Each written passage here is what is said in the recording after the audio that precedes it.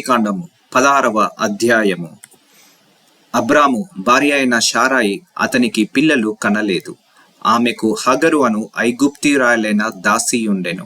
కాగా శారాయి, ఇదిగో, నేను పిల్లలు కనకుండా యెహోవా చేసి ఉన్నాడు. నీవు దయచేసి నా దాసితో పొమ్ము, ఒకవేళ ఆమె వలన నాకు సంతానము కలగవచ్చునని అబ్రాముతో చెప్పెను.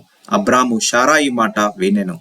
కాబట్టి అబ్రాము కనాను దేశంలో 10 ఏండ్లు కాపురమున్న తర్వాత అబ్రాము భార్య అయిన శారాయి తన దాసి అయిన అగరును ఐగుప్తీయురాలిని తీసుకొని తన పెనిమిటి అయిన అబ్రామునకు భార్యగా ఉండునట్లు అతనికి ఇచ్చెను. అతడు హగరుతో పోయినప్పుడు అది గర్భవతి ఆయెను.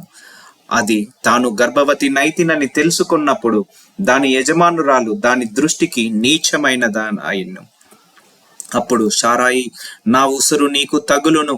నేను నా దాసిని నీ కౌగిటికి ఇచ్చిన తరువాత తాను గర్భవతి నైతినని తెలుసుకున్నప్పుడు నేను దాని దృష్టికి నీచమైన దాని నైతిని. నాకును నీకును యెహోవా న్యాయము తీర్చును గాక అని అబ్రాముతో అనెను. అందుకు అబ్రాము, ఇదిగో, నీ దాసి నీ చేతిలో ఉన్నది, నీ మనస్సు వచ్చినట్లు దాన్ని చేయుమని శారాయితో చెప్పెను. శారాయి దాని శ్రమ పెట్టినందున ఆమె యొద్ద నుండి అది పారిపోగా యెహోవా దూత అరణ్యములో నీటి బుగ్గ యొద్ద అనగా షూరు మార్గములో బుగ్గ యొద్ద ఆమెను కనుగొని, శారాయి దాసివైన హగరు, ఎక్కడ నుండి వచ్చితివి, ఎక్కడికి వెళ్ళుచున్నావని అడిగినందుకు అది నా యజమానురాలైన శారాయి యొద్ద నుండి పారిపోవచ్చున్నానెను. అప్పుడు యెహోవా దూత, నీ యజమానురాలి యొద్దకు తిరిగి వెళ్ళి ఆమె చేతి కింద అణిగియుండుమని దానితో చెప్పెను. మరియు యెహోవా దూత, నీ సంతానమును నిశ్చయముగా విస్తరింపజేసెదను, అది లెక్కింప వీలు లేనంతగా విస్తారమవునని దానితో చెప్పెను.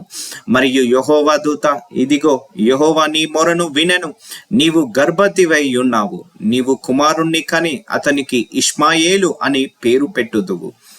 అతడు అడవి గాడిద వంటి మనుష్యుడు, అతని చెయ్యి అందరి చేతుల అతనికి విరోధముగా ఉండును.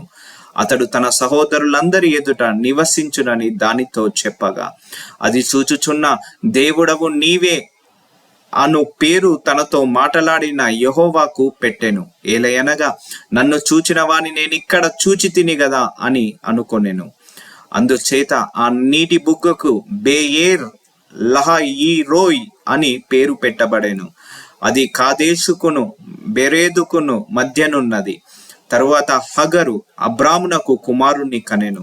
అబ్రాము అగరు కనిన తన కుమారునికి ఇష్మాయేలను పేరు పెట్టెను. హగరు అబ్రామునకు ఇష్మాయేలును కనినప్పుడు అబ్రాము 86 ఏండ్లవాడు.